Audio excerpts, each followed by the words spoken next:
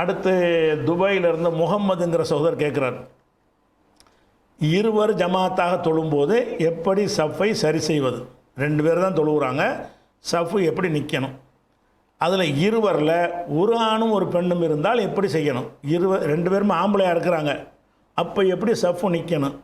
அல்லது ஒரு ஆணும் ஒரு பெண் இருக்கிறாங்க, ஆண் ஜமாத் தொழுகை நடத்துகிறார், அப்போ எப்படி இந்த சஃபு வரிசைங்கிற வராதில்ல? வரிசைன்னா கூட்டமாக இருந்தால் வரிசைன்னு வந்துடும்.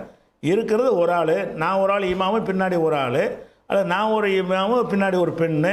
அப்போ இந்த மாதிரி தொழக்கூடிய ஒரு நிலை இருந்தால் இதில் வரிசை எப்படி அமையும் என்று அவர் கேட்குறார். இது அனைத்துக்குமே என்ன இருக்குன்னு கேட்டால் ஹதீஸில் விளக்கம் கிடைக்கிறது. புகாரியில் 117வது ஹதீஸில் வருது, இப்னு அப்பாஸ் அவர்கள் அவங்க சின்னம்மா மைமூனாவோட வீட்டில் தங்குறாங்க. அவங்க அம்மாவுடைய சகோதரி மைமூனா யார்? ரசூல்லாவுடைய மனைவி. ரசூல்லா வீட்டில் தங்குறாங்க. தங்கும் பொழுது இரவில் எந்திரிச்சு என்ன செய்கிறாங்க? ரசூல் ஸல்லல்லாஹு அலைஹி வஸல்லம் தொழுக ஆரம்பிக்கிறாங்க. ரசூல்லா தொழுவதை பார்த்துப்புட்டு இவரும் தூங்காமல் இருந்திருக்காரு இப்னு அப்பாஸ். நான் எந்திரிச்சு என்ன செஞ்சேன்னு கேட்டால் ரசூல்லாவுடைய இடது பக்கம், ரசூல்லாவுக்கு இடது பக்கம் போய் நான் நின்றேன். இந்த பக்கம் நிற்கிறார். அப்போ ரசூல்லா என்ன செய்கிறாங்க? தொழுதுட்டு இருக்கும்போது அவரை கையை பிடிச்சி வலது பக்கம் கொண்டாந்து நிப்பாட்டுறாங்க. இடது பக்கம் நின்ற ஒரு ஆளை வலது பக்கம் கொண்டாந்து நிப்பாட்டுகிறார். அப்போ ஜாலனி அன் யமீனிஹி, அவங்களுடைய வலப்புறமாக என்னை நிறுத்தினார்கள். அப்போ ஒரு ஆள் தொழுவதாக இருந்தால் இமாமுக்கு நம்ம வலது பக்கம் இல்லை, இமாமுக்கு இடது பக்கம் போய் நிற்கிறார். இவர் இடது பக்கம் நின்றவரை பிடிச்சி திருப்பி இமாமுக்கு வலது பக்கத்தில் ஒன்று செய்கிறாங்க. நமக்கு இடது பக்கமாக இருக்கும், நம்ம கணக்கு பண்ணுற இமாமை தான் கவனிக்கணும்.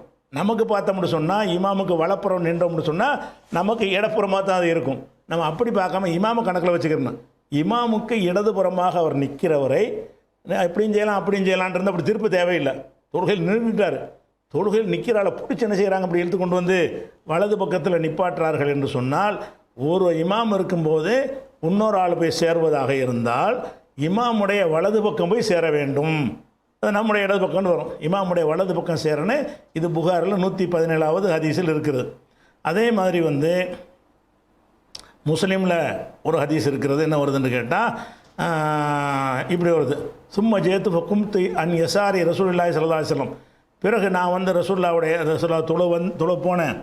யார் சொல்ல? ஒரு பயணத்தில் நடக்கிறது. அப்போ என்ன செய்கிறாங்கன்னா, நான் ரசூல்லாவுடைய இடது பக்கம் நின்றேன்.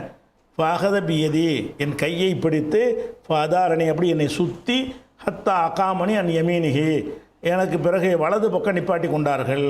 அவங்களோட வலது பக்கம், நான் ரசூல்லாவுடைய இடது பக்கம் நிற்கிறேன், என்னை இழுத்து கொண்டாந்து வலது பக்கம் நிப்பாட்டி விட்டார்கள்.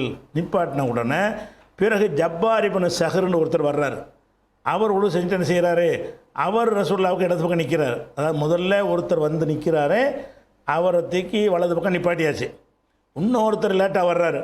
அவர் என்ன செய்கிறாரு? ரசூல்லாவுக்கு இடது பக்கம் நிற்கிற, வலது பக்கம் ஒரு ஆள் நிற்கிது, இடது பக்கம் அவர் நிற்கிறார். அப்போ ரசூல் ஸல்லல்லாஹு அலைஹி வஸல்லம் என்ன செய்கிறாங்கன்னு கேட்டால் எதைனா ஜமியன் 2 பேரையும் ரசூல்லா பிடித்து என்ன செய்கிறாங்கன்னா, இப்போ தஃபனா ஹத்தா அகாமனா ஹல்ஃபு, 2 பேரும் அப்படி தள்ளி பின்னாடி நிப்பாட்டி விட்டார்கள். அதாவது ஒரு ஆள் இடது பக்கம் நின்றால வலது பக்கம் நிப்பாட்டியாச்சு. ஒரு ஆள் வலது பக்கம் நின்ற பிறகு இன்னொரு ஆள் இடது பக்கம் நிற்க வர்றாரு. அப்போ ரசூல்லா என்ன செய்கிறாங்க? 2 கைனாலே 2 பேரும் இப்படி தள்ளி பின்னாடி ஆக்கிடுறாங்க. பின்னாடி போய் நில்லுங்க. அப்போ தான் வரிசைன்னு வரும். மாமுக்கு ஒரு வரிசை கணக்கு வச்சுருக்கிறோம்ல, அந்த கணக்கு பிரகாரம் அந்த 2 பேரையும் பின்னாடி தள்ளி விட்டார்கள். அப்போ 2 பேராக வந்துட்டாங்கன்னு சொன்னால் அந்த இமாமுக்கு வலது பக்கம்னு நிற்கக்கூடாது. இன்னொரு ஆள் வந்துட்டாங்கன்னா 2 பேருமா சேர்ந்து என்ன இமாம் தள்ளியும் விடலாம், அதை அவங்களா விளங்கிட்டு என்ன செய்யலாம்? அவர் இன்னொரு ஆள் வரும்போது அவரை இழுத்து கூட என்ன செய்யலாம்? பின்னாடி நிப்பாட்டிக்கலாம். வலது பக்கம் நிற்கிறார்ல, நான் ஒரு ஆள் வந்துட்டேன்ப்பா, 2 பேரும் வந்துட்டோம், பின்னாடி வா. ரசூலை இழுத்தமாக நம்ம இருக்கலாம்ல, இழுத்து தான் நிப்பாட்டியிருக்கிறாங்க. அல்லது அவராக விளங்கிக்கிட்டு என்ன செய்யலாம்? பின்புறமாக வந்துடலாம். அப்போ 2 பேர் இருந்தால் எப்படி செய்யணுங்கிறது முஸ்லீமில் வரக்கூடிய ஒரு ஹதீஸாக இருக்குது. அப்போ இது ஒரு விஷயம் வச்சா இப்னு அப்பாஸ் சொல்கிறாங்க, சல்லைத்திலா ஜன்பின் நபி ஸல்லல்லாஹு அலைஹி வஸல்லம், ரசூல்லாவுடைய விழாப்புறமாக நான் நின்றேன். விழாப்புறம்னா வலதுபுறம் தான், வலதுபுறம் தான் நிற்கணுன்னு இருக்குல்ல, ரசூல்லாவுக்கு வலதுபுறம். ஆயிஷத்து ஹல்ஃபனா துசல்லி மானா, நான் ரசூல்லாவோட ஒட்டி நான் நின்றுக்கிட்டேன். ஆயிஷா நாய் எங்களுக்கு பின்னாடி நின்றார்கள். நான் ரசூல்லாவோட நான் வலது பக்கம் நின்று நான் தொழுகிறேன், ஆயிஷா நாய் பின்னாடி நின்றார்கள். அப்போ பெண் வந்தாட்டா என்ன பின்னாடி தான் நிற்கணும். பெண் நின்றாங்கன்னா அவங்கள ஆணும் சேர்ந்து ஒரு சப்பாக்க முடியாது, அவங்க அடுத்த வருஷம் நிப்பாடுறாருன்னு நசையில் வருது. அதனால் இது எல்லாத்துக்குமே இதில் தீர்வு கிடைச்சிருது.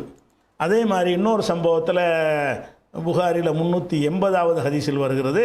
அனஸ் ரலியல்லாஹுடைய பாட்டி முலைக்கா அப்படிங்கிறவங்க ரசூலுல்லாஹ்வுக்கு ஒரு விருந்து தயாரித்து வீட்டுக்கு அழைச்சிட்டு வர சொல்கிறாங்க. ரசூலுல்லாஹ் சாப்பிட்றதுக்கு போகிறாங்க. சாப்பிட்ட உடனே ரசூலுல்லாஹ் சொல்கிறாங்க, கூமு ஃபலி உசல்லி லக்கும், நீங்கள் எல்லாம் எந்திரிங்க, உங்களுக்காக நான் தொழுவிக்க போகிறேன், வீட்டில் சாப்பிட்டுட்டு நான் உங்கள் தொழுவிக்க போகிறேங்கிறாங்க. அப்போ தொழுகை ரெடி ஆகிட்டாங்க.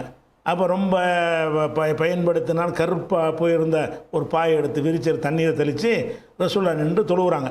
தொழுகும் பொழுது ஓ சஃபப்து, நான் அணிவகுத்து நின்றேன், ஒரு எத்தீமும், ஒரு எத்தீம் இன்னொரு சிறுவர் இருந்தார், நானும் எங்கள் வீட்டில் இருந்த இன்னொரு சிறுவரும், இவருடைய அண்ணன் தம்பி யாராக இருக்கலாம், 2 பேருமா சேர்ந்து வராகு ரசூலுல்லாஹ்வுக்கு பின்னாடி நாங்கள் 2 பேர் இருக்காங்களே, இப்போ நானும் ஒரு சிறுவரும் இருந்த வீட்டில் நாங்கள் 2 பேரும் ரசூலுல்லாஹ்வுக்கு பின்னாடி நின்று கொண்டோம். உள்ள அஜூசு, எங்கள் பாட்டி வந்து மின் வராயினா, எங்களுக்கு பின்னாடி நின்றார்கள். ஒரு பெண்ணாக இருந்தாலும் அவங்க தனி சஃபா நிற்பாங்க. ஒரு பெண் ஒரு ஆண் வந்தால் ஆண் நிற்க, பெண் வந்து பின்னாடி ஒரு சஃபில் நேர் பின்னாடி வந்து நின்று கொள்ளணும். சரியா? ஆண்களும் பெண்களுமா இருந்தால் கூட ஒரு பெண் வந்தாங்கன்னா அவங்க என்ன செய்யணும், பின்னாடி போயிடணும், ஆணோட ஒட்டிக்கிட்டு அந்த மாதிரி நிற்கிறதுக்கு இல்லை. இது 380வது ஹதீஸ் புகாரில் இருக்கிறது. இது சஃபுடைய ஒரு முறை.